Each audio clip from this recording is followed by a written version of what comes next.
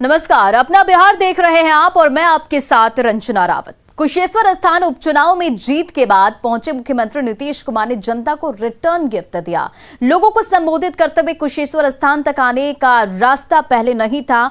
उन्होंने कहा कि आज जो हम लोगों ने रास्ता बनवाने का काम किया, साथ ही दरभंगा की सड़कों का कायाकल्प करने का नीतीश ने ऐलान किया और पहले गाड़ी से चलकर देखा कि रास्ता कितना खराब था और अब सभी रास्तों को किया जा रहा है दुरुस्त। तो वहीं कुशेश्वर स्थान में बाईपास जल्द बनाने का भी मुख्यमंत्री नीतीश कुमार ने ऐलान किया। साथ ही कुशेश्वर स्थान पूर्वी में प्रखंड कार्यालय भी बनेगा और प्रधान सचिव को इन सब को लेकर आदेश भी दे दिया गया है।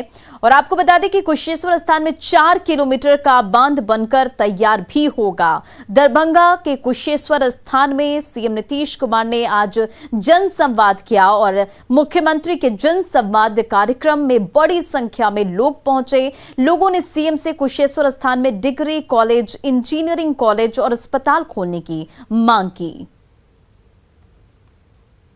आपके मन में कोई अगर बात है, कोई आपका सुझाव है, आपकी कोई समस्या है, तो उसको एक लिख करके भी दे दीजिएगा, ताकि उसके बारे में गौर करके और जो भी संभव है उसके लिए हम काम करने की कोशिश करेंगे।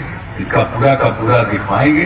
तो एक एक चीज के लिए तो आप लोगों ने दे दिया है, इसके लिए मैं आपको धन्यवाद देता हूं। सीएम नीतीश कुमार ने प्रस्तावित पूर्वी कुशेश्वर स्थान प्रखंड का जायजा लिया और यहां 5 एकड़ भूमि चिन्हित की गई। इसी जमीन पर प्रखंड कार्यालय और थाना बनाने का निर्देश दिया और सीएम ने कहा कि एक ही जगह ब्लॉक और थाना बनाया जाए। थाना नहीं होने से लोगों को कई समस्याओं का सामना करना पड़ रहा है।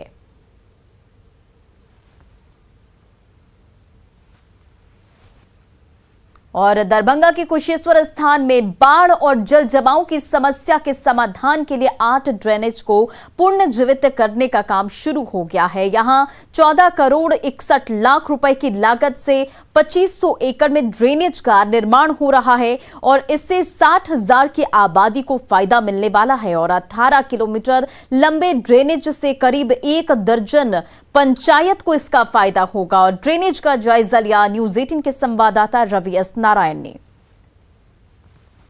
दरभंगा के कुशेश्वर स्थान की सबसे बड़ी समस्या जो है यहाँ पे बाढ़ और बाढ़ के बाद जो जल जमाव है वो सबसे बड़ी समस्या है और इसके समाधान के लिए आज मुख्यमंत्री नीतीश कुमार खुद कुशेश्वर स्थान पहुंचे हैं और यहाँ पे 8 जो चैनल है, जो ड्रेनेज चैनल है, उसको पुनर्जीवित करने का काम किया जा रहा है और यहाँ से जो गाद है उसकी सफाई की जा रही है। और आप जरा देखिए कि मुख्यमंत्री नीतीश कुमार यहाँ पे पहुँचे हुए हैं और ये जो तमाम वैसी योजनाएं जो यहाँ पे कुशेश्वर स्थान में जो बाढ़ और जो जल जमाव की समस्या है उसके समाधान के लिए लगातार खुद यहाँ पे वो पूरी तरह से निर्देश दे रहे हैं। यहाँ पे जल संसाधन मंत्री संजय झा और तमाम मंत्री और इंजीनियर जो हैं वो यहाँ पे पहुँचे हुए हैं और नीतीश कुमार सभी उससे जो डिटेल्स हैं वो पूरी योजना को कैसे सफाई होगी,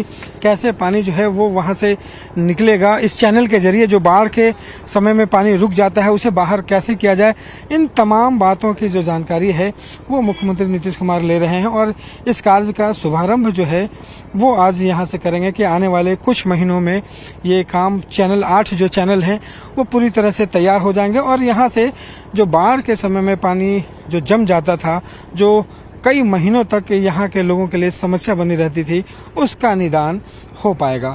तो एक ढंग से कहें तो नीतीश कुमार ये कुशेश्वर स्थान और दरभंगा के लोगों के लिए एक बड़ी राहत लेकर के ये पहुँचे हैं।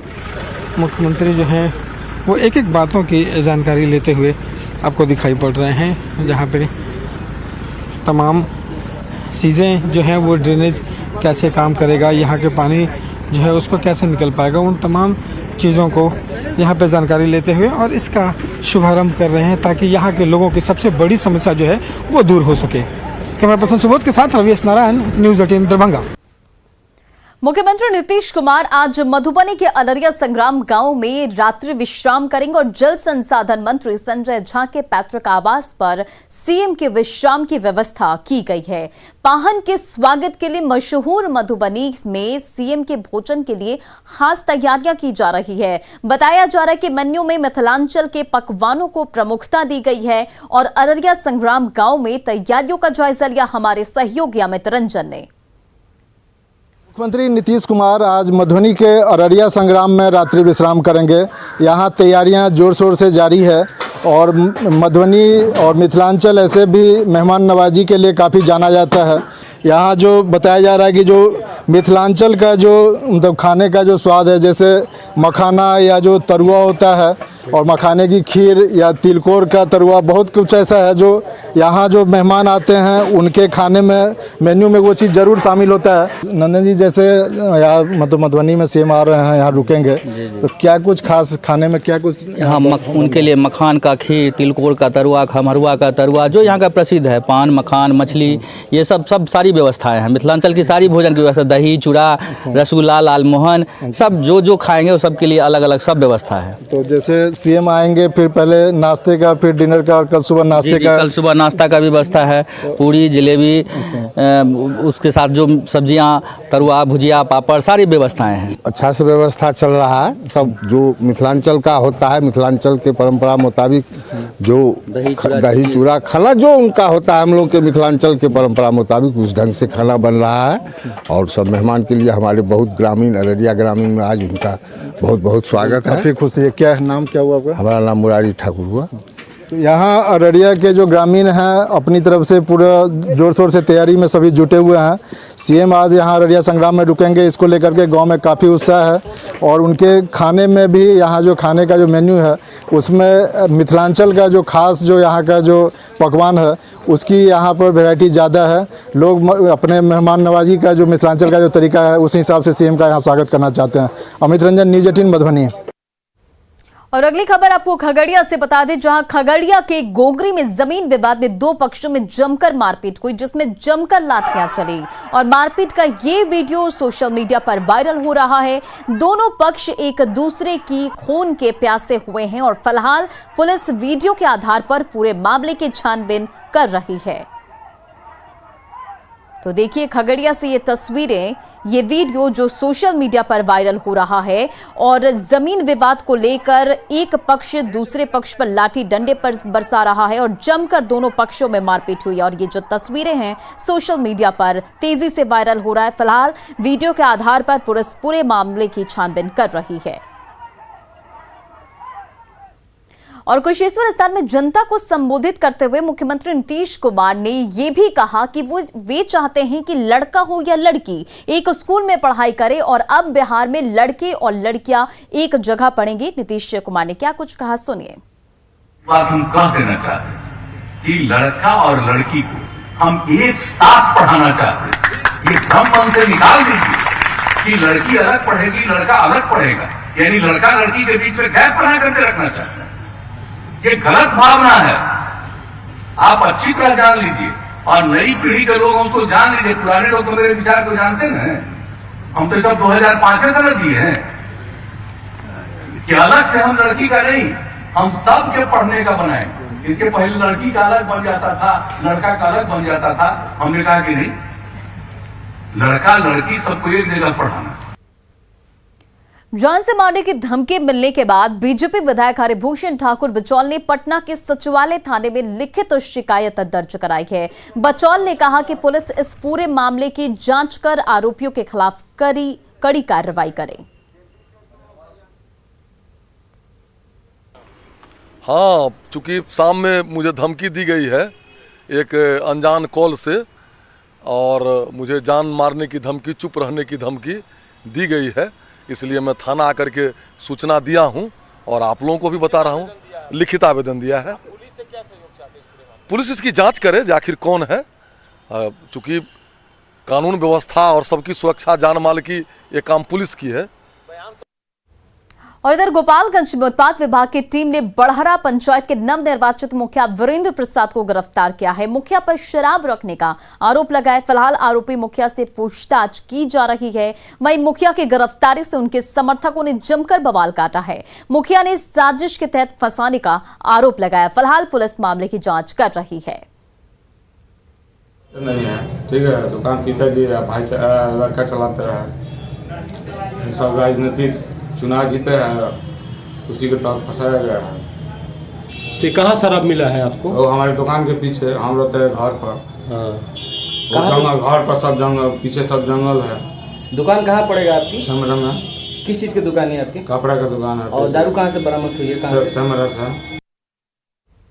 और एक बड़ी खबर आपको अररिया से बता दें, जहां जिला प्रशासन की बड़ी लापरवाही सामने आई है। इलाज के अभाव में तीसरे ऊंट की मौत की खबर। तो बड़ी खबर अररिया से, जहां जिला प्रशासन की बड़ी लापरवाही, इलाज के अभाव में तीसरे ऊंट की मौत। तस्करी के 11 ऊंटों को पुलिस ने जब्त किया था और अररिया आरएस इलाके में ऊंटों की मौत हुई। अररिया आरएस इलाके में लोगों में आक्रोश है। साथ ही आपको बता दें कि शेष बचे ऊंटों की भी हालत खराब है। और आपको जानकारी बता दें कि ऊंटों को राजस्थान से अररिया के रास्ते तस्करी के जरिए राजस्थान लाया जा रहा था और जिसे अररिया पुलिस ने पकड़ा था और ऊंटों को बेहद खराब स्थिति में रखा गया था, जिससे ऊंटों की हालत बेहद खराब हो गई थी।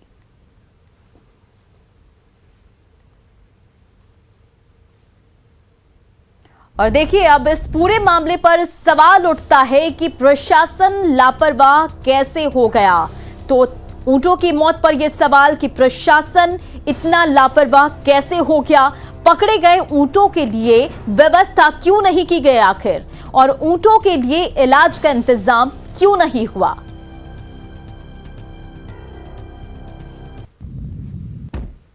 बढ़ते अगली खबर की ओर। और बिहार राज्य पथ परिवहन निगम ने अब पटना में चलने वाली सिटी बसों को का भी किराया बढ़ा दिया है और सिटी बस का न्यूनतम किराया 6 रुपए हो गया है। गांधी मैदान और पटना जंक्शन से पटना सिटी और दानापुर खगौल और एम्स के लिए के किराए में बढ़ोतरी कर दी गई है।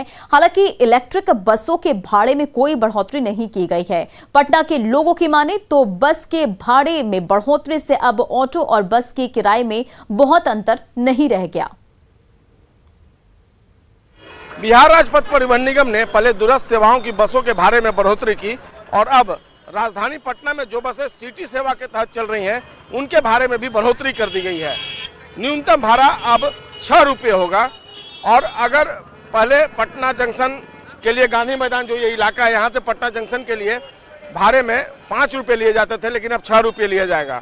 इसके अलावा अब पटना जंक्शन से ही पटना सिटी के अलावा दानापुर, खगौल और जो दूसरे स्थान है एम्स, वहाँ पर अब भाड़े में बढ़ोतरी करते हुए 5 रुपये अतिरिक्त लिया जाएगा भाड़ा। जो पहले से भाड़ा निर्धारित है उससे अधिक 5 रुपया लिया जाएगा। इसके अलावा सिटी बसें जो IIT बिहटा तक जाती हैं वहाँ भी अब भाड़े में बढ़ोतरी कर दी गई है। 16 रुपये की बढ़ोतरी IIT के लिए की गई है और निश्चित तौर पर अब लोगों की जेब पर इसका असर पड़ेगा। 2018 के बाद इस तरीके से भाड़े में बढ़ोतरी की गई है। सिटी बसों में भी अब लोगों को बढ़ा हुआ जो भाड़ा है वो देना पड़ेगा। जो लोग हैं उनसे हम बात करते हैं। अच्छा, लोकल भाड़े में भी बढ़ोतरी हुई है? हाँ। लोकल में कितना बढ़ोतरी? लोकल में ही नहीं बताएंगे, कंडक्टर साहब। 25 रुपया हो गया है। लोकल भाड़ा में कितना बढ़ोतरी? 1 रुपया सर। 1 रुपया मिनिमम 1 रुपया जी। और अगर यहाँ से पटना सिटी जाते हैं तो 2 रुपया का बढ़ोतरी हुआ है। पहले से बढ़ोतरी कर दी गई है? जी सर। क्या नाम है आपका? शत्रुघ्न राय। क्या असर पड़ेगा इसका आप लोग जो भाड़े में बढ़ोतरी? अरे ये तो अब सर नीतीश कुमार जी ऐसा चीज निकाल रहे हैं बिहार सरकार। 3 साल के बाद बढ़ा है। नहीं बढ़ा क्या है, मनमौजी है परिवहन विभाग का। जब मन आया जब पैसा बढ़ा देते हैं पब्लिक। 3 साल बीच में भी बढ़ जाता है। जब मन आया जब बढ़ गया, जब मन आया जब घट गया। ये कोई असर नहीं हो रहा है सरकार के ऊपर। जेब पर असर पड़ेगा? पड़ रहा है। हम लोग पब्लिक देखिए कि बस से जा रहा है, 2 पैसा कम होना चाहिए। तो किराया टेम्पू का भी उतने हो रहा है, बस का भी उतना ही हो रहा है, तो क्या फायदा है। हमारा नाम राजा राम उर्फ पप्पू है। राजा राम हैं, पटना के रहने वाले। इनका कहना है कि ऑटो और बस के फेयर में थोड़ा डिफरेंस होना चाहिए था, लेकिन अब दोनों का भाड़ा जो है वो किराया लगभग 1 हो गया है। और निश्चित तौर पर ऐसे लोग मानते हैं कि जेब पर इसका असर पड़ा है। हालांकि परिवहन निगम की अपनी दलील है, क्योंकि सालों के बाद 3 साल के बाद इस तरीके से भाड़े में बढ़ोतरी की गई है, ऐसा निगम के अधिकारियों का कहना है। संजय कुमार, न्यूज़ 18 पटना। बिहार में कोरोना मरीजों की संख्या बढ़ती जा रही है, लेकिन सरकारी स्कूलों में अब भी बच्चों की उपस्थिति कम नहीं हुई है। बच्चे अपने स्तर से सावधानी बरतते जरूर नजर आ रहे हैं, लेकिन सिटिंग अरेंजमेंट की वजह से कोरोना का हमेशा खतरा बना रहता है। पटना के यारपुर बालक मध्य विद्यालय का जायजा लिया हमारे सहयोगी रजनीश कुमार ने। कोरोना की तीसरी लहर को लेकर पूरा बिहार अलर्ट पर है, लेकिन शैक्षणिक संस्थानों को अब भी बंद नहीं किया गया है। ऐसे में चाहे निजी स्कूल हों या फिर सरकारी स्कूल, वहां पर बच्चे बड़ी संख्या में स्कूल पहुंच रहे हैं। तो राजधानी के बालक मध्य विद्यालय यारपुर की तस्वीर हम दिखा रहे हैं आपको, जहां पर बच्चे स्कूल तो पहुंचे हैं, लेकिन किस तरह से सावधानी बरत रहे हैं और कोरोना को लेकर कितनी जानकारी है इन्हें, ये हम जानेंगे। सबसे पहले बच्चों से ही जानते हैं। तीसरी लहर को लेकर एक डर बना हुआ है, कैसे स्कूल आती हैं आप?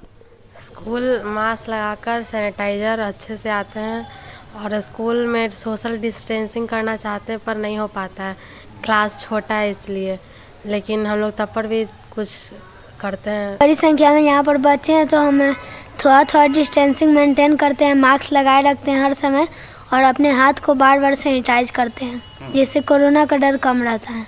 कोरोना एक बहुत महामारी बीमारी है, इससे बहुत लोग संक्रमित हो गए हैं और कितने लोगों की जान भी चली गई है। कैसे वायरस से कैसे बचना है? यदि किसी व्यक्ति को कोरोना वायरस हो गया है तो उसे फिजिकल डिस्टेंसिंग बनाए रखना चाहिए और उसको तुरंत उसका जांच करवाना चाहिए और उसके संक्रमण में नहीं आना चाहिए।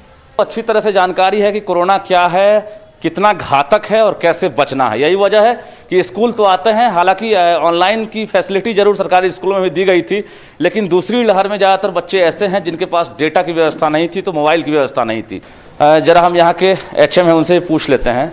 मैडम, स्कूल तो बंद नहीं हुआ है, कैसे मेंटेन करती हैं इस बच्चों की पढ़ाई? सोशल डिस्टेंसिंग के लिए सबसे पहले तो मास्क जरूरी है, बच्चों का कर दिया गया है। बच्चे मास्क ला करके आते हैं, बच्चों को फिर स्कूल की तरफ से सैनिटाइजर से पूरे क्लास वाइज हम हाथ को सैनिटाइज करवा देते हैं। आदेश नहीं दिया गया है तब तक बच्चे स्कूल आ रहे हैं, हालांकि लगातार मॉनिटरिंग की जा रही है टीचर के द्वारा कि आखिर बच्चे किस तरह से बैठे हैं, सीटिंग अरेंजमेंट क्या है। जरा दूसरे क्लास की भी तस्वीर देख लीजिए, यहाँ पर भी बड़ी संख्या में बच्चे मौजूद हैं और सोशल डिस्टेंसिंग की अगर बात करेंगे तो यहाँ पर भी कम दिख रहा है, क्योंकि एक साथ बच्चे इकट्ठे बैठे हैं, फर्श पर बैठ कर पढ़ाई कर रहे हैं, बेंच नहीं है, डेस्क नहीं है, लेकिन मास्क जरूर लगाए हुए हैं। तो एक अच्छा संदेश बच्चों ने दिया है कि सोशल डिस्टेंसिंग मेंटेन करना है, मास्क लगाना है। ऐसे में आप कोरोना को हरा पाएंगे। हालांकि बच्चे कह रहे हैं कि अगर वैक्सीन आ जाए तो हम सुरक्षित होकर पढ़ाई कर सकेंगे। रजनीश कुमार, न्यूज़ 18 पटना। और राजधानी पटना समेत बिहार के 10 जिले वायु प्रदूषण के मामले में रेड जोन में है। और पटना की बात करें तो यहां AQI लेवल कई जगहों पर 350 के पार है। वहीं हाजीपुर और मुजफ्फरपुर में स्थिति बेहद खराब है। देखिए संवाददाता अमित कुमार की ये रिपोर्ट।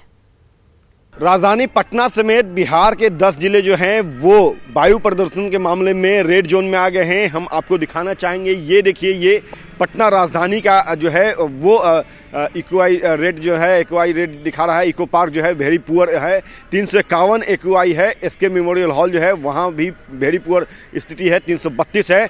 BT मिश्रा जो है वहाँ 364। सबसे अधिक जो है AQI वो BT मिश्रा जो हवाई अड्डा के पास है वहाँ पे है। DRM दानापुर का जो कार्यालय है वहाँ पे भी AQI 377 है, काफ़ी बुरी स्थिति है। उसके अलावा इंडस्ट्रियल एरिया हाजीपुर की बात करें तो वहाँ पे ही देख सकते हैं कि 241 जो है AQI है। तो इस तरह से बिहार के 10 जिले जो हैं वो वायु प्रदूषण के मामले में काफ़ी बुरा हाल है। Red zone.